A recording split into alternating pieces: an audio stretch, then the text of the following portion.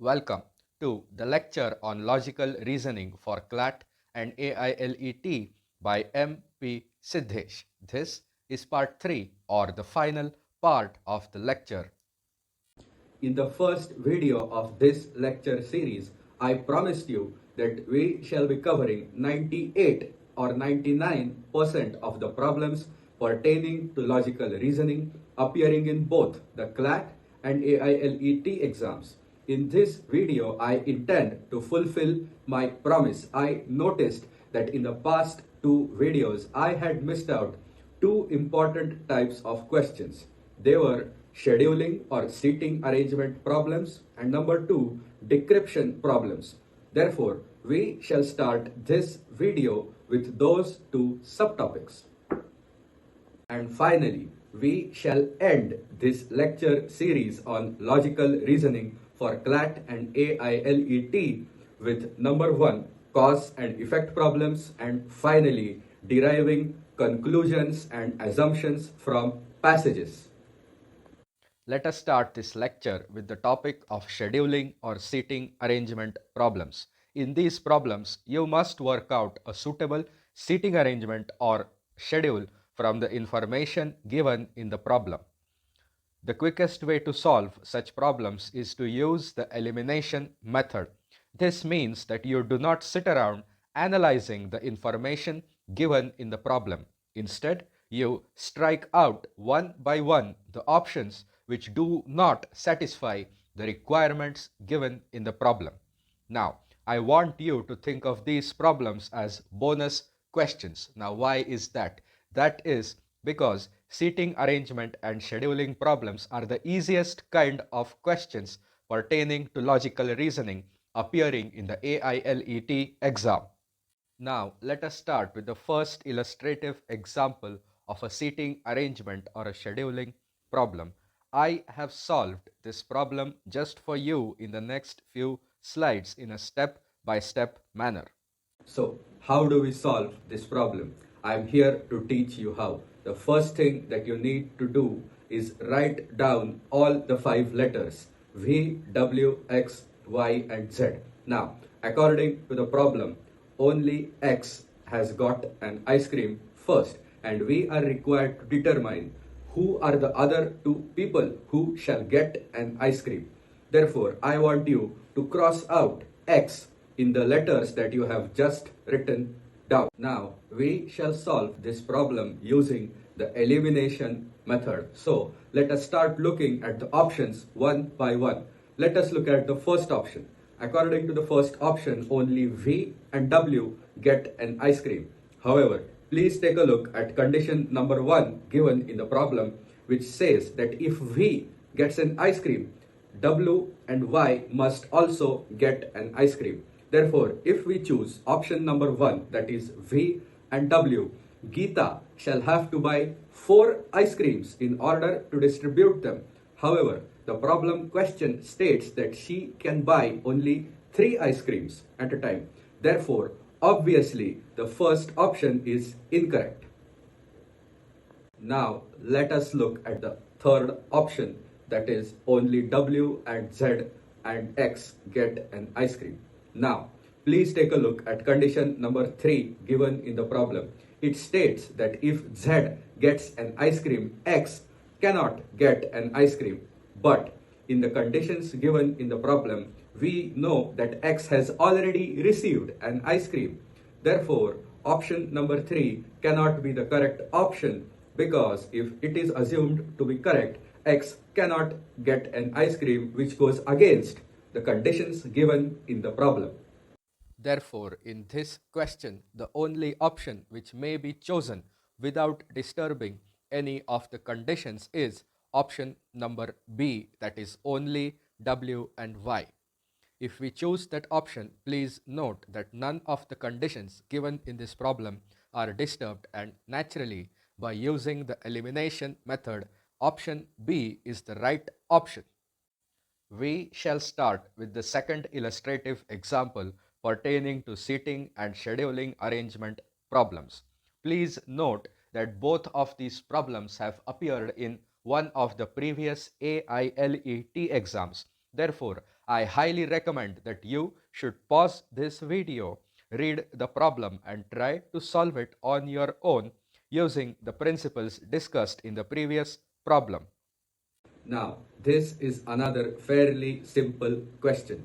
We are supposed to determine which of the following options can be considered to be a scam by the proprietary software according to the conditions given in the problem. So, naturally, if we look at options number 1, number 3, and number 4, all of them do not satisfy the conditions given in this problem. Only option number 2 satisfies those conditions. Please take 2 moments and pause this video and figure out why option number 2 is the right option. It is a fairly obvious answer. Now we shall begin with the next type of problem, that is decryption problems. I want you to remember a few things when it comes to decryption problems. First and foremost, there is no fixed formula or trick to solve decryption problems. Next, I want you to understand that each decryption problem is unique. The key or the formula for solving each problem is therefore also unique. Remember that the decryption problems appearing in the AILET exam are not at all straightforward. The decryption key is almost always never obvious and it takes some degree of mental lifting to figure out the answer to such questions. And finally, it must be noted that the decryption problems appearing in the AILET are time consuming. Moreover, if you get them wrong, you are at a big loss because not only do you lose time, but you also end up losing marks for each wrong answer. So, I recommend skipping these problems till the very end. These problems should only be solved if time permits and not otherwise. That being said, it's no use solving a bunch of decryption problems because there is no underlying concept or theory which is common for all problems. All you need to do is practice, practice, and practice some more. Let us move on to the next subtopic, that is drawing assumptions and conclusions from statements. Before we start, I want you to note that it will be extremely useful if you have the following basic skills. You must know how to read between the lines. This means that you should be able to discover the underlying meaning of words. Next, you should have a decent English vocabulary. And finally, unlike syllogisms, please use your common sense while solving these problems. Now, let us quickly understand what is an assumption and what is a conclusion. An assumption is something which must necessarily be true even if it is not expressly stated as such, and a conclusion is something which is a natural consequence of the facts which are given in the problem question. I want you to pause the video and read the problem.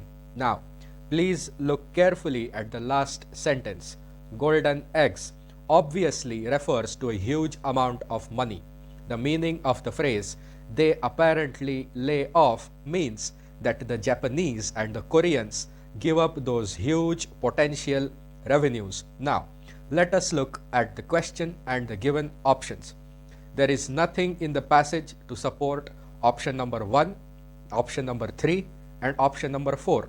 The passage doesn't say whether or not geese are consumed as food in Japan. Also, it doesn't say anything about what a government should or should not do to provide good telecom services. Therefore, the obvious answer is the second option. Let us deal with the second solved example now. Pause this video and read the question if you want. We shall apply the same methodology here that we applied in the last problem. Read option numbers 1, 2, and number 4. There is nothing to support the assumptions made in those options. Therefore, the correct option is option number 3. Again, the answer lies in the last sentence. In the last sentence, it has been clearly mentioned that the pandemic has had a global impact and has lasted for a long time, which means people are more susceptible to insomnia. Therefore, option number 3 is the best option and the right answer. Moving on, in the next solved example, we are required to figure out the proper inference or the proper conclusion which can be derived from the given statements. Our methodology for solving the problem shall remain the same. We shall eliminate the unsuitable options one by one. Now, there is nothing to support the first option. The same goes for the second option and the third option. Now, please look at the last two given statements. It is stated that number 1, electric machines are cheap to maintain, and number 2, they do not cause any pollution. Therefore, this clearly means that electrical machines are preferable to use. Therefore, naturally, option D is the right answer. Let us start with the final subtopic of this lecture series, that is cause and effect problems. There are two types of cause and effect problems. The first type involves two statements and you are required to figure out which one is the cause and which one is the effect. The next type involves a problem question in the form of a passage or a paragraph, and you are then required to figure out a solution to the problem given in the question and choose the best option. Only the second type of question appears in the CLAT exams. So, we shall be dealing only with the second type of question in this lecture. Like always, please pause this video and read out the given paragraph. Now, in this question, you are supposed to find the solution to the problem of teachers being unfamiliar with technology, which hampers their ability to teach online, and it also affects the quality of their teaching. Note that options number 2, number 3 and number 4 talk about irrelevant things. The problem is not about the infrastructure in schools, it is not about understanding the challenges faced by the teachers, and neither is it about the role or the identity of the teacher. On the other hand, the first option speaks about capacity building for teachers and collaborative efforts of all the teachers. Therefore, naturally, the correct option is option A. Let us turn to the final illustrative example in this lecture series. This question appeared in CLAT 2024. Again, pause the video and read the question. If you read the problem, in this we are supposed to figure out the root cause of the decline in production efficiency. For solving this problem, we shall be using a combination of the elimination method and analyzing the information given in the problem. So, the first option is obviously not the correct option because other companies who have adopted the new machinery have experienced increased efficiency.